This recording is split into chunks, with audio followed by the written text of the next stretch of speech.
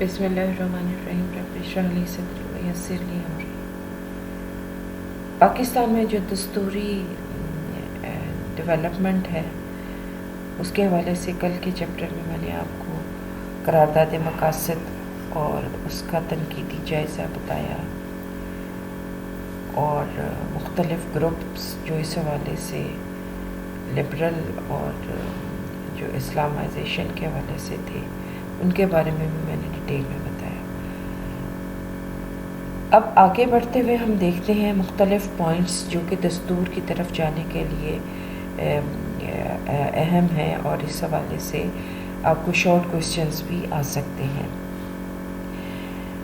12 مارچ 1949 کو دستور ساز اسمبلی نے قرارداد مقاصد پاس کر کے ایک 24 رکنی کمیٹی تشکیل دی، جسے قرارداد مقاصد کی روشنی میں دستور کے بنیادی اصول وضع کر کے دستوریہ کے سامنے پیش کرنے تھے۔ اس کمیٹی کو زیادہ سے زیادہ 10 ایسے ارکان خود مقرر کر لینے کی اجازت دی جو اس کے کام میں معاون ہوں، چاہے وہ دستوریہ کے رکن ہیں یا نہیں ہیں۔ یہ جیسے میں نے آپ کو کل کے لیکچر میں بھی بتایا، انہوں نے 3 کمیٹیاں سب کمیٹیاں تشکیل دی تھی، اور سب کمیٹی برائے وفاق اور صوبائی امور اور تقسیم اختیارات، حق رائے دہی کے اصول وضع کرنے والی سب کمیٹی، اور سب کمیٹی برائے عدلیہ۔ ان سب کمیٹیوں کے علاوہ ایک بنیادی حقوق اور اقلیتی امور کی کمیٹی بھی تھی جو 12 اگست 1947 کو قائم کی گئی تھی، تاہم اب اسے اپنی سفارشات بنیادی اصولوں کی کمیٹی کے ذریعے پیش کرنی تھی۔ اس کمیٹی نے اپنے آپ کو 2 حصوں میں منقسم کر رکھا تھا۔ بنیادی حقوق کی کمیٹی الگ بن گئی تھی اور اقلیتی امور کی کمیٹی الگ۔ یہی وہ کمیٹی ہے جس میں سب سے پہلے جدا گانہ اور مخلوط انتخاب کی بحث چھڑی۔ دستور ساز اسمبلی نے ریاستوں کے الحاق کے لیے گفتگو کرنے کے لیے ڈسکشن کرنے کی کمیٹی اور قبائلی علاقوں سے متعلق کمیٹی بھی تشکیل دے رکھی تھی، جن سے ان کے متعلق امور کے بارے میں مشورہ ضروری تھا۔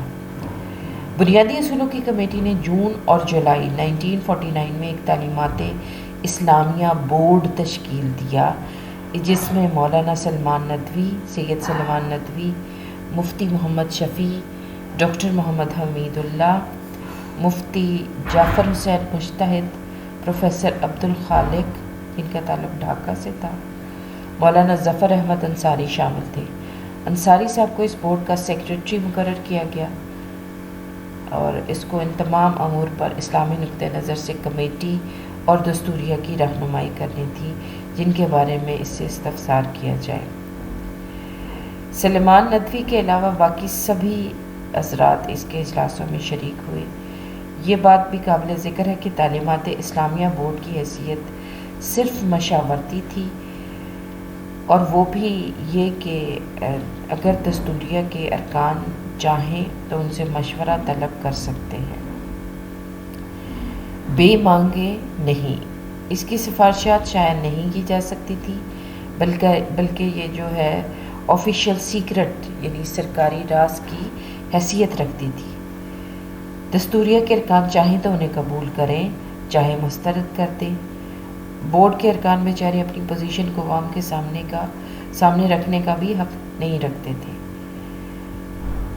عام طور پر یہ سمجھا جاتا ہے بچوں کے قرارداد پاس ہونے کے بعد دستور سازی میں کوئی رکاوٹ پیش نہیں آئے گی، اور اب جلد ملک کو نیا دستور حاصل ہو جائے گا۔ لیکن جیسے جیسے وقت گزرتا گیا، عوام میں بے چینی بڑھتی گئی، اور یہ سمجھا جانے لگا کہ ارباب اقتدار اور اختیار جو ہیں وہ مسئلے کو ٹال مٹول سے کام لے رہے ہیں۔ لیکن لیاقت علی خان نے کہا کہ دستور سازی میں تاخیر اس وجہ سے ہو رہی ہے کہ ہر مسئلے پر اسلامی اصولوں کی رہنمائی حاصل کرنے کے لیے مشورہ لینا پڑتا ہے، اور یہ بھی کہ یہ کوئی معمولی دستور نہیں ہوگا بلکہ اس کی یکتائی اور بے نظیری ہر شخص کو حیران کر دے گی۔ بنیادی اصولوں کی کمیٹی نے اپنی عبوری رپورٹ 28 دسمبر 1950 کو دستور ساز اسمبلی میں پیش کی، جس کے اہم پہلو یہ تھے: انتظامیہ کا سربراہ صدر مملکت تھا جو اپنی ثوابدید انتظامیہ کا سربراہ صدر مملکت اپنی صوابدید سے کسی بھی رکن یا مقننہ کو وزیر اعظم مقرر کر سکتا تھا۔ وہ صوبوں کے گورنر بھی مقرر کرنے کا اختیار رکھتا تھا۔ صوبائی گورنر صوبائی انتظامیہ کے سربراہ سے مقننہ کے دونوں ایوانوں کے مشترکہ اجلاس بلا سکتا تھا۔ ہنگامی اختیارات بھی صدر مملکت کو حاصل تھے۔ صدر مملکت کے لیے مسلمان ہونا ضروری نہ تھا، یہ بڑی امپورٹنٹ بات۔ وزیر اعظم اور اس کی کابینہ مقننہ کے دونوں ایوانوں کے سامنے جواب دیتی، یعنی اگر کسی ایک ایوان میں وہ اعتماد کا ووٹ حاصل نہ کر سکے تو اسے اقتدار سے علیحدہ ہونا پڑتا۔ اب دوسرا پورشن جو اس کے حوالے سے تھا وہ مقننہ یعنی قانون ساز ادارے، جو دو ایوانوں پر مشتمل تھی۔ ایوان بالا میں تمام یونٹس کو برابر نمائندگی اور ایوان زیری میں آبادی کی بنیاد پر نمائندگی کا اصول اپنایا گیا۔ دونوں ایوانوں کے اراکین کی مجوزہ تعداد اس رپورٹ میں پیش نہیں کی گئی تھی کہ یعنی ان کی تعداد کیا ہوگی۔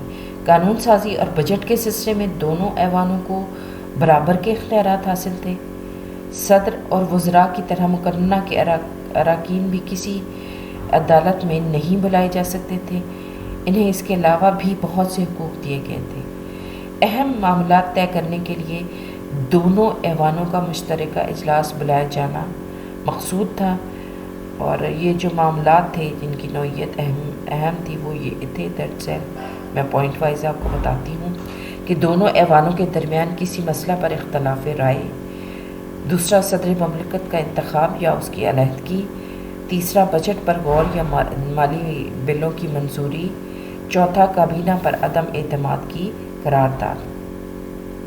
تیسرا جو پہلو ہے وہ صوبائی حکومت کا تھا۔ عبوری رپورٹ میں صوبائی انتظامیہ کی تشکیل کے لیے صوبائی گورنر کو وہی اختیارات حاصل تھے جو مرکز میں صدر کو حاصل تھے۔ صوبائی مقننہ کا ایک ہی ایوان تجویز کیا گیا، صوبائی کابینہ کو اس کے سامنے جواب دے رکھا گیا تھا۔ اس رپورٹ میں مضبوط مرکز کی حمایت کی گئی تھی، یعنی جو باقی ماندہ اختیارات ہیں مرکز کے حوالے کر دیے گئے تھے، اور صوبے اور مرکز کے قوانین میں تصادم کی صورت میں مرکزی قانون کو ترجیح دینے کا اصول طے کیا گیا تھا، یعنی اس میں مضبوط مرکز سجیسٹ کیا گیا۔ پھر جامد دستور، عبوری جو رپورٹ تھی اس میں دستور کو ریجڈ جامد بنایا گیا تھا، یعنی ترمیم کا طریقہ کار خاصا مشکل بنا دیا گیا تھا۔ دستور کی تعبیر اور تشریح کا حق فیڈرل کورٹ کو حاصل تھا۔ اب اس رپورٹ پر ہر طرف سے تابڑ توڑ حملے کیے گئے اور خاص طور پر درج ذیل امور کی نشاندہی کی گئی۔ پہلا یہ کہ رپورٹ اسلامی اصولوں کے مطابق نہیں، جس کا اعلان قرارداد مقاصد میں کیا گیا تھا۔ صدر مملکت کے غیر مسلم ہونے کے امکان پر مولانا مودودی نے مسجد کے سکھ امام کی پھپتی کسی۔ دستور کی روح امریکہ اور برطانیہ سے لی گئی تھی۔ اسلامی اصولوں کو قطعی نظر انداز کیا گیا تھا۔ ملک کے مشرقی حصے یعنی مشرقی پاکستان میں شدید رد عمل ہوا۔ مشرقی پاکستان کے سیاستدانوں نے ایوان بالا میں تمام یونٹس میں برابر نمائندگی دینے کے اصول کو اپنے ساتھ ناانصافی قرار دیا اور یہ الزام لگایا کہ چونکہ ہمیں آبادی میں اکثریت حاصل ہے، لیکن دونوں ایوانوں کے مشترکہ اجلاس میں اس کی اکثریت کو اقلیت میں بدل دیا جائے گا۔ پھر اس رپورٹ میں صرف اردو کو سرکاری زبان قرار دینے کے خلاف بھی مشرقی پاکستان کے سیاستدانوں نے عوامی تحریک چلائی۔ چوتھا، مضبوط مرکز کے تصور کے خلاف بھی مشرقی پاکستان میں رد عمل ہوا، اور 4-5 نومبر 1950 کو ڈھاکہ میں ایک صوبائی کنونشن منعقد کر کے مشرقی پاکستان کے سیاستدانوں نے متبادل دستوری ڈھانچہ پیش کیا، جس میں مرکز کو صرف دفاع، خارجہ اور کرنسی تفویض کیے گئے۔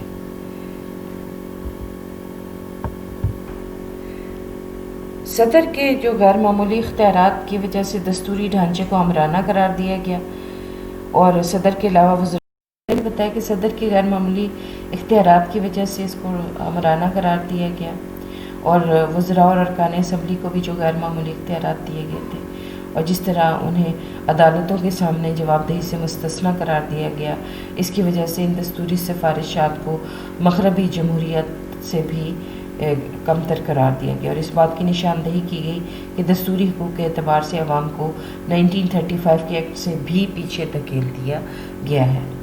مرکزی کابینہ کو مقررہ کے دونوں ایوانوں کے سامنے جواب دہ کر دینے سے یہ دستوری ڈھانچہ قطعی طور پر ناقابل عمل ہو گیا تھا، کیونکہ کسی سیاسی پارٹی کے لیے دونوں ایوانوں میں اکثریت قائم رکھنا بہت مشکل تھا، اور ایوان بالا کی برتری کے خلاف مشرقی پاکستان میں شدید رد عمل ہوا۔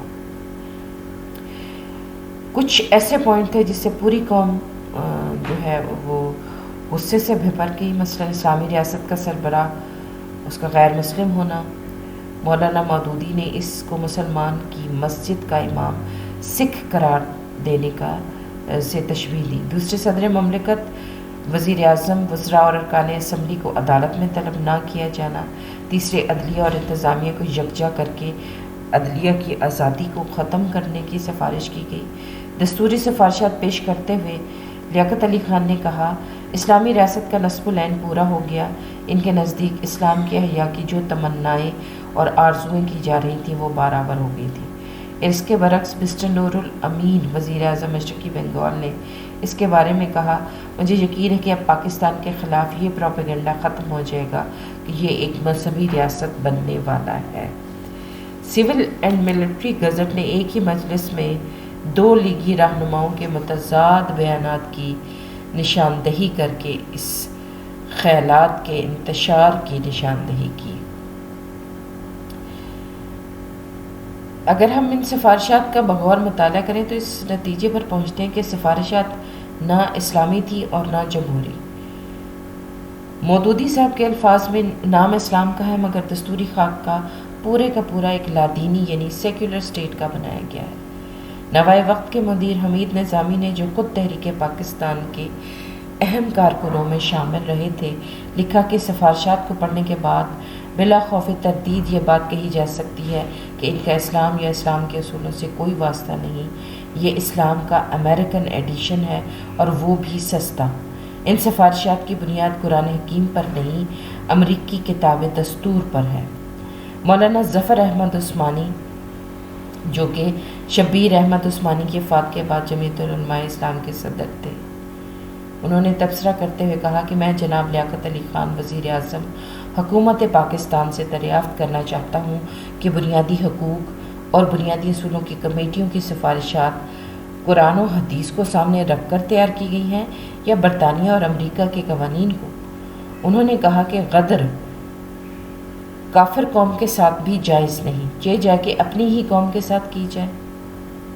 مولانا عثمانی تعلیمات اسلامیہ بورڈ کے ارکان پر بھی برسے کہ ان کے سامنے یہ سب کچھ ہوتا رہا اور وہ اپنی زبانوں پر مہر سکوت لگائے بیٹھے رہے۔ جنگ کراچی نے تعلیمات اسلامیہ بورڈ کو ہدف تنقید بنایا اور اس کی سفارشات شائع کرنے کا مطالبہ کیا۔ اب اصل میں بدقسمتی یہ تھی کہ اس کی کوئی بھی سفارش تسلیم نہیں کی گئی تھی، لیکن وہ اپنی مشیرانہ حیثیت کی وجہ سے اپنی سفارشات شائع کرنے کا مجاز نہ تھا۔ تاہم ارکان بورڈ نے ایک بیان میں پیش کی جانے والے سفارشات سے لا تعلقی کا اعلان کر دیا۔ مولانا مودودی اور جماعت اسلامی نے ان سفارشات کے خلاف بھرپور مہم چلائی۔ 14 اکتوبر 1950 کو موچی دروازہ کے ایک جلسے میں مولانا نے اس رپورٹ کا جو تجزیہ پیش کیا اور یہ ساتھ ہی ثابت کیا کہ یہ اسلام اور جمہوریت کا اس رپورٹ میں شائبہ تک نہیں۔ علماء کرام کی شدید مخالفت کے پیش نظر نوائے وقت نے یہ سوال اٹھایا، آخر ان سفارشات کے اسلامی یا غیر اسلامی ہونے کے متعلق کس کی رائے سند سمجھی جائے گی؟ مولانا سید سلیمان ندوی، مولانا احمد علی، مولانا مودودی، مفتی محمد حسن، مولانا ظفر احمد انصاری کی رائے، یا میاں ممتاز دولتانہ، صوفی عبدالحمید اور بیگم شاہ نواز کی رائے؟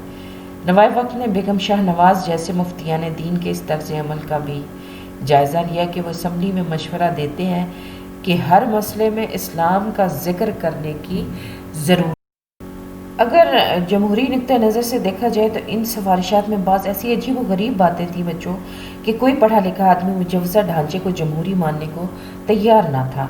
صدر کو جو بے پناہ اختیارات دیے گئے تھے وہ ظاہر آمرانہ ذہنیت کے حامل تھے۔ اسے صوبائی گورنر مقرر کرنے، ان کو معزول کرنے کا حق دیا گیا تھا۔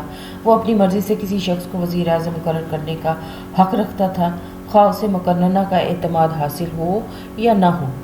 وہ ہنگامی حالات کا اعلان کر کے اسمبلی، وزارت، یہاں تک کہ دستور تک کو ختم کرنے کا حق رکھتا تھا۔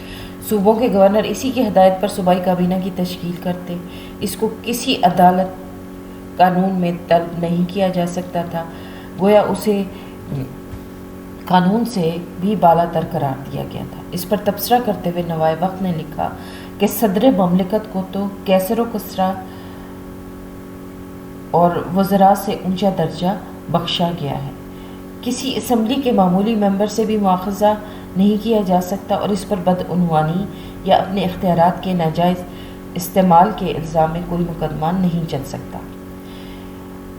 آگے اخبار نے یہ بھی لکھا کہ صدر کے وسیع اختیارات کے پیش نظر وزیروں کا تقرر محض اسراف زر ہے۔ صدر مملکت کو 20ویں صدی کے صدر جمہوریہ کی بجائے 19ویں صدی کے ذل سبحانی کا درجہ اور اختیارات تفویض کیے گئے ہیں۔ پاکستان ٹائمز نے لکھا کہ دستور ساز اسمبلی کے بنیادی اصولوں اور بنیادی حقوق کی کمیٹیوں نے جو سفارشات پیش کی ہیں وہ نہ صرف یہ کہ قانونی طور پر ایک خام کوشش سے زیادہ کچھ نہیں بلکہ جمہوری سیاست کے ان اصولوں کی نفی ہیں جن کو مجموعی طور پر دلیل مانا جاتا ہے۔ کوئٹہ ٹائمز نے صدر کے ہنگامی اختیارات کو جمہوریت کے ساتھ احمقانہ مذاق قرار دیا۔ روزنامہ امروز نے تقسیم اختیارات کا تجزیہ کرتے ہوئے سفارشات کو 1935 کے ایکٹ کی غیر جمہوری روایات کا حامل قرار دیا۔ زمیندار نے لکھا کہ اسلامی نظام کو چھوڑیے، ان سفارشات میں امریکہ اور برطانیہ کی مادی جمہوریتوں کی بھی پوری جھلک نہیں۔ اگر ہمیں گستاخ نہ سمجھ لیا جائے تو ہم عرض کریں گے کہ سفارشوں نے ایک آزاد خود مختار ملک کو آئین 35 سے بھی پیچھے دھکیل دیا۔ جو لوگ زیادہ صوبائی خود مختاری کے حامی تھے ان کے لیے بھی یہ سفارشات مایوس کن تھیں۔ پاکستان ٹائمز نے اس امر کی نشاندہی کی کہ صوبوں کی خود مختاری کو حقیقی طور پر ختم کر دیا گیا ہے اور ایسے حالات پیدا کرنے کی کوشش کی گئی ہے جس سے برسر اقتدار پارٹی کی ڈکٹیٹرشپ قائم ہو اور شہری آزادی کے تحفظ کی کوئی ضمانت باقی نہ رہے۔ ایسٹ پاکستان سے 5 ممبرز جو اسمبلی کے تھے انہوں نے ایک بیان میں ان سفارشات کو خالصتاً فسطائی اور خلاف اسلام قرار دیا اور اپنے بیان میں کہا کہ دستور کا ایک اور پہلو جو ابتداً ہم باشندگان مشرقی بنگال پر اثر انداز ہوتا ہے یہ ہے کہ ہمارے صوبے کو مستقل طور پر کچل دینے کے لیے نہایت ہی سوچی سمجھی اور ابلیسانہ کوشش کی گئی ہے۔ یہ بات بالکل ظاہر ہے کہ اس کمیٹی میں مشرقی بنگال کے جو نمائندے ہیں انہوں نے نہایت ہی بے غیرتی اور ڈھٹائی سے صوبے کے مفادات سے غداری کی ہے۔ ہم انہیں چیلنج کرتے ہیں کہ وہ مستعفی ہو جائے اور اس مسئلے پر دوبارہ انتخاب لڑیں۔ مشرقی پاکستان مسلم لیگ کے قائم مقام سیکریٹری شاہ عزیز الرحمان نے بھی ان سفارشات کو مسترد کر دیا، جس کا مطلب یہ تھا کہ ملک کی اکثریت ان سفارشات کے خلاف ہے۔ کراچی کو اعتراض یہ تھا کہ اسے ایوان بالا میں کوئی نمائندگی نہیں دی گئی۔ چھوٹے صوبوں کو یہ بات پسند نہ تھی کہ اہم معاملات اور مالی مسائل کا فیصلہ دونوں ایوان مل کر کریں، کیونکہ مقننہ کے مشترکہ اجلاس میں ان کی تعداد جو تھی وہ ناقابل لحاظ تھی قرار پائی، اور عام تاثر یہی تھا کہ ان سفارشات سے غالباً ہونے والے وزیر اعظم نے حفظ متقدم کر لیا ہے۔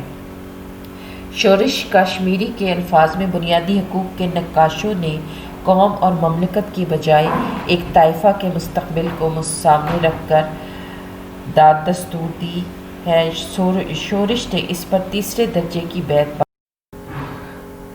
شورش کشمیری نے مزید اس پر کہا تبصرہ کرتے ہوئے کہ روئے زنان نہ روئے مرداں، اور نوائے وقت نے تجویز پیش کی کہ عوام کا نعرہ یہ ہونا چاہیے کہ ان ریوڑیوں کو ردی کی ٹوکری میں پھینک دو، اور ذمہ دار نے مطالبہ کیا کہ ان سفارشوں کو بے گور و کفن دفن کر دیں۔ تعمیر راولپنڈی نے دستوری سفارشات کو اسلام اور جمہوریت دونوں کے ساتھ چکمہ قرار دیا اور ارکان دستوریہ سے استعفیٰ کا مطالبہ کیا۔ مولانا مودودی ان سفارشات کی مخالفت میں پیش تھے۔ انہوں نے مطالبہ کیا کہ عوام کو اس دستوریہ پر اعتماد نہیں رہا، اس وجہ سے بالغ رائے دہی کے اصولوں پر نئی دستوریہ منتخب کی جائے۔ یعنی مختصر یہ کہ اس رپورٹ کے پیش کرنے کے بعد عوامی حلقوں میں نہ صرف بلکہ پڑھے لکھے طبقے میں بھی اور علماء میں بھی، یعنی کوئی ملک کا ایسا جو ہے وہ طبقہ نہیں تھا جس میں بے چینی اور اضطراب نہ پایا جائے۔ زیڈ ایس لہری صاحب بے پناہ تنقید کا تذکرہ کرتے ہوئے اور حسب توفیق جیسے ان کا طریقہ ہے کہ وہ ظاہر ہے ملاؤں کے اینٹی تھے، وہ لکھتے ہیں کہ تجدد پسند جن میں لیاقت علی خان بھی اپنے آپ کو شمار کرتے تھے اس صورتحال سے عہدہ برا نہ ہو سکے۔ وجہ اس کی یہ تھی کہ وہ یہ نہ سمجھ سکتے تھے کہ تحریک کی اس منطق کا سامنا کیسے کیا جائے جس نے اسلام کو اس کا نشان بنا دیا تھا۔ 1950 میں بنیادی اصولوں کی کمیٹی نے جو مجلس دستور ساز کے ارکان پر مشتمل تھی ایک رپورٹ تیار کی جس میں آئین کا عام خاکہ تیار کیا گیا۔ لیاقت علی خان نکتہ چینی سے گھبرا گئے اور انہوں نے رپورٹ کو الماری میں بند کر کے مکفل کر دیا، اور اس کے بعد ان کی زندگی میں دستور سازی کا نام بھی نہ لیا گیا۔ لیاقت علی خان نے جو ہے اس تنقید کے جواب میں اعلان کیا کہ عوام اور ارکان دستور 31 جنوری 1951 تک اپنی تجاویز بھجوائیں جنہیں ایک کمیٹی مرتب کرے گی، اور یہ تجاویز دستوری خاکہ کو اسلامی اور جمہوری بنانے کے لیے دینی تھی۔ چونکہ اسلامی مشاورتی بورڈ کو درمیان سے نکال دیا گیا تھا اور پہلے بھی اس کی سفارشات کو نظر انداز کر دیا گیا تھا، اس لیے اس بورڈ کے اہم رکن ڈاکٹر حمید اللہ نے اس بورڈ سے استعفیٰ دے دیا۔ اب دستور سازی کے حوالے سے اگلا جو مرحلہ ہے وہ علماء کے 22 نکات کا ہے۔ اسلام کے کن اصولوں کی بنیاد پر دستور کو بنایا جانا چاہیے، یہ ایک ایسا سوال تھا جس پر جدید ذہن ابھی تک غیر مطمئن تھا، اور انتہا پسند سیکولرزم کے حامی اس پر تنقید کرتے رہتے تھے۔ اس سلسلے میں یہ بات خاص طور پر کہی جاتی تھی کہ مسلمان کے فرقے کسی بات پر بھی متفق نہیں کس فرقے کے اسلام کو نافذ کیا جائے۔ علماء کرام نے اس چیلنج کا جواب دینے کے لیے 21 جنوری سے 24 جنوری 1951 تک کراچی میں ایک اجلاس منعقد کیا اور 22 نکات پر اتفاق کر کے انہیں شائع کروا دیا۔ 31 علماء کی طرف سے اس مشترکہ بیان سے وہ پروپیگنڈا بہت کم ہو گیا جو سیکولر عناصر اور یا سیکولرزم کے حامی کر رہے تھے۔ ان میں جو اہم علماء تھے وہ سید سلیمان ندوی، ابو العلا مودودی، مفتی محمد شفیع، مولانا ظفر احمد انصاری، شمس الحق افغانی، احتشام الحق تھانوی۔ جن 22 نکات پر اتفاق رائے کیا گیا تھا وہ کچھ یوں تھے: خدا کی حاکمیت، دوسرا ملک کے قوانین قرآن و سنت کی بنیاد پر بنائے جائیں اور کوئی قانون قرآن و سنت کے طے شدہ اصولوں سے متصادم نہ ہو، ریاست کی بنیاد جغرافیائی، لسانی یا نسلی تعصبات رکھنے کی بجائے اسلامی نصب العین پر، اتحاد ملت پر رکھی جائے، ریاست معروف کو قائم کرے گی، منکر کو ختم کرے گی، اور تعلیم کو اسلامی مکاتیب فکر کے طے شدہ اصولوں پر ڈھالے گی۔ ریاست کی خارجہ پالیسی ملت اسلامی کے اتحاد کی بنا پر تشکیل دی جائے گی۔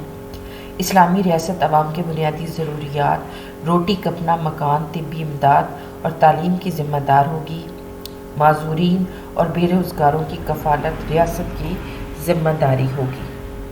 ریاست اسلامی قانون کے تحت عوام کے حقوق ادا کرے گی، ان میں جان و مال، عزت اور آبرو کا تحفظ، عبادت، نقل و حمل، پیشہ، اظہار رائے، جماعت سازی کی آزادی، سرکاری ملازمت کے حصول کے مساوی مواقع مہیا کرنا ہوں گے۔ قانون کے تحت دفاع کے موقع دیے بغیر اور کسی عدالت کے فیصلہ کے بغیر مندرجہ والا حقوق سے کسی کو محروم نہیں کیا جائے گا۔